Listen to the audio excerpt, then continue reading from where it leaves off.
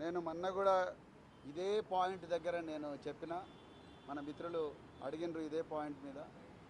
నేను ఒక బాధ్యతాయుతమైన పోలీస్ అధికారిగా, ఒక రిటైర్డ్ పోలీస్ అధికారిగా, మరి ముఖ్యంగా ఒక బాధ్యతాయుతమైన పౌరుడిగా ఫోన్ ట్యాపింగ్ వ్యవహారంలో నేను ఎలాంటి పబ్లిక్ స్టేట్మెంట్ చేయను.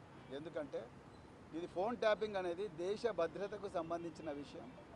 ఒకవేళ ఎవరైనా ఈ ఫోన్ ట్యాపింగ్లో తప్పులు, అంటే ఫోన్ ట్యాపింగ్ అనే టెక్నాలజీని కానీ ఆ ప్రొసీజర్ని కానీ వాడుకొని మరి వాళ్ళ స్వార్థ ప్రయోజనాల కోసం వాడుకొని ఉంటే వాళ్ళు తప్పకుండా చట్టపరంగా శిక్షార్హులే.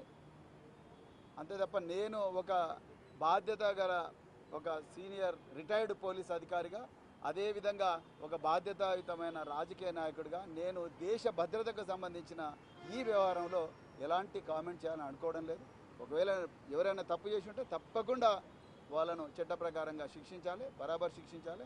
అట్ ది సేమ్ టైం దీన్ని రాజకీయ ప్రయోజనాల కోసం వాడుకోకండి. నేను మళ్ళీ రిపీట్ చేస్తున్నా, రాజకీయ ప్రయోజనాలకు వాడుకోకండి. దేశ భద్రతకు సంబంధించిన విషయం. అందుకొరకు ఎలాంటి పరిస్థితులు కూడా నేను దీని మీద ఎలాంటి పబ్లిక్ స్టేట్మెంట్ ఇవ్వను మిత్రులారా. Thank you very much. అదే చెప్పిన కదా ఇప్పటివరకు.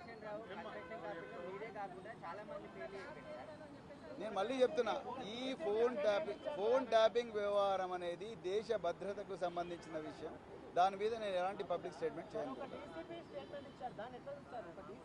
మళ్ళీ అదే ప్రశ్న అడుగుతున్నాడు బ్రదర్. నేను చెప్పిన కదా, భద్రత అంటే క్రిమినల్స్, టెర్రరిస్టులు వాళ్ళకి సంబంధించింది. మీరు ఒక రిటైర్డ్ పోలీస్, అంటే పోలీస్ పదవికి రాజీనామా చేసి వచ్చి ప్రజలకు సేవ చేయడానికి వచ్చారు. మీ ఫోన్ కూడా ట్యాపింగ్ చేశారు. అంటే ఇక్కడ ఎట్లా చూడాలంటే సార్, దేశ భద్రత అంటున్నారు కానీ ఇక్కడ ప్రజాప్రతినిధులు ఈ విషయం పోలీసు వాళ్ళు ఇన్వెస్టిగేట్ చేస్తున్నారు. ఆ విషయం వాళ్ళకే వదిలేస్తాను నేను. కానీ దీని మీద నేను ఎలాంటి కామెంట్ కూడా చేయను. అదే